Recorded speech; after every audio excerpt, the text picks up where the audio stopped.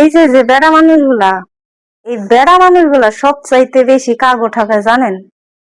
যেই বেড়িটা হ্যারে সবচাইতে বেশি বিশ্বাস করে, ওই বেড়িটারেই এই বেড়া মানুষগুলা বেশি ঠকায়।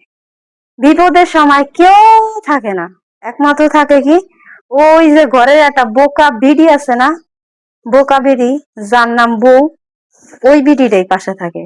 আর এই বেড়া মানুষ কি করে, এই বেড়া মানুষ যখন হ্যাঁ সফলতা আসে, চতুর্দিক দেখে শুধু সফলতা আর সফলতা, তখন সবার আগে ওই বিড়িটারই কষ্ট দিতে হইব, ওই বিড়িটারই হ্যারে আগে ছাড়তে হইব। কারণ এখন আর হ্যাঁ এই ঘরেরটা ভালো লাগে না, ভালো লাগে কি ওই যে বাইরে সুন্দর সুন্দর, ওই সুন্দরটা ভালো লাগে। জাহের আল বীরের পরকিয়ার কারণে ওর বউটা যে মারা গেল, কতটা কষ্ট নিয়ে মারা গেল তা শুধু একমাত্র একটা মাইয়া মানুষই জানে। মাইয়া মানুষের সবচাইতে বেশি কষ্ট হইতাছে তার স্বামীর থেকেই পায়। মাইয়া মানুষ টাকায় কষ্ট পায় না, অভাবে কষ্ট পায় না, বাপ মা কষ্ট দিলে সেই কষ্ট তারা কষ্ট মনে করে না। কারণ কি, তারা একমাত্র ভাবে যে তার আর পৃথিবীতে কিছু না থাকুক, তার স্বামীরা অন্তত তার পাশে আছে।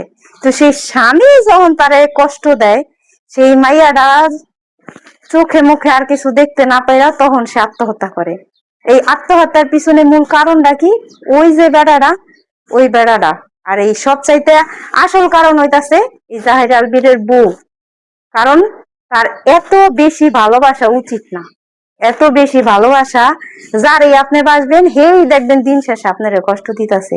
এই বেড়া মানুষগুলা সবচাইতে বেশি কষ্ট দেয় হ্যার বউরে। কারণ বউ, বউ মানুষটি তার সবচাইতে বেশি ভালোবাসে কিনা, এই কারণে। আর এই যে যে পরকিয়ার কারণে সবাই জাহের আলবীরে আপনারা দোষ দিতেছেন, জাহের আলবীর কিন্তু একলা দোষ না, দোষটা তারও যার সাথে সে পরকিয়া করে। এই বিড়িরা জানে না, দেখে না, এই বিড়িরা যাই না হই না আরেকটা বিয়া, একটা বেড়ার লগে কিল্লিগা বিয়া করব, যার একটা পোলা আছে। সবার আগে তো ওই বিড়িরে দোষ দেওয়া উচিত যে যাই না হই না আরেকজনের সংসারটা নষ্ট করে। এই যে যে ঘটনাটা তুই ঘটাইছ, এই ঘটনাটা যদি তোর বইনের লগে ঘটতো, তখন তুই কি করতি? না হই না প্রেম করা উচিত যে আমি কার লগে প্রেম করতেছি। যেই বিড়ি আরেকটা বিয়ে একটা বেড়ার লগে প্রেম করে, সেই বিড়ির হইলো সবার আগে শাস্তি দেওয়া উচিত। কেন তুই নিজে একটা মাইয়া ওই আরেকটা মাইয়ার সংসারটা নষ্ট করবি? এই সংসারটা যদি তোর বোনের হইতো, তুই কি সংসারটা ভাঙতে পারতি? পারতি না। এই যে এখন জাহের আলবীরের বউটা যে মারা গেছে, এই বউটা যদি তিথির বোন হইতো, তিথি কি পারতো নিজের বোনের সংসারটা এমনি ভাঙতে? কোনোদিনই পারতো না।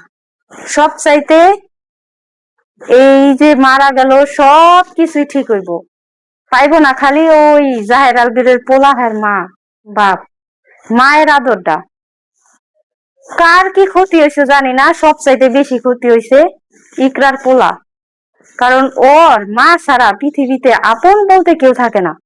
আর এই বাচ্চাটা তার মা ডারে হারাইছে, এই মা হারা সন্তানের অভিশাপ যা লাগবো হে জীবনে উন্নত করতে পারবো না।